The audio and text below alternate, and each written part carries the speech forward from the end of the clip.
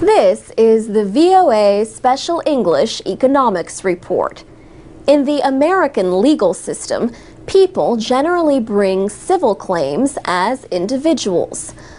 But if a lot of people have similar claims, they may try to bring a class action lawsuit. Cornell University law professor Michael Dorf says a class action allows a large group of people to bring their individual claims together as a group. But groups need permission to bring a class action, and that can be denied. That happened to 1.5 million current and former employees of America's largest private employer. The women accuse Walmart of discriminating against female employees in its stores. But the United States Supreme Court voted to block a huge class action against Walmart in federal court. The women were seeking billions of dollars. They say men were given more pay and more chances to move up in the company. They accused Walmart of violating part of a federal law, the Civil Rights Act of 1964. The case started about 10 years ago. A federal district court in California agreed that the case could go forward as a class action. Walmart again lost in a federal appeals court. But on June 20th, Walmart won its appeal in the nation's highest court.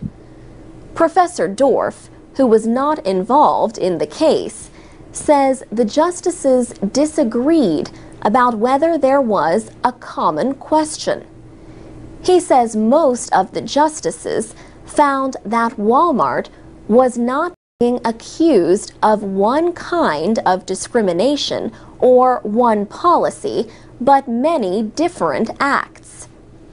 The key to being able to bring a class action here, and the issue that divided our Supreme Court, was whether all of these different claims by over 1 million people had enough in common to justify a single class action.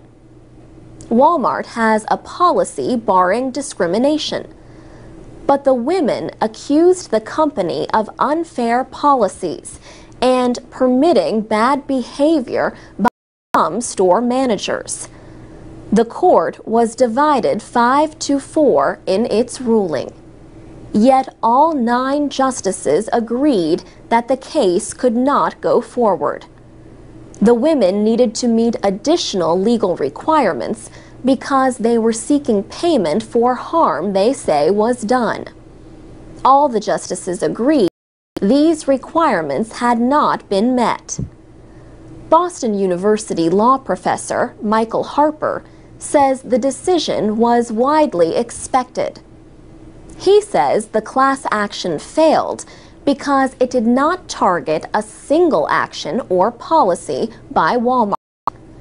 But the ruling does not bar the women from bringing individual cases. They can also seek class actions at the state level. For VOA Special English, I'm Alex Villarreal.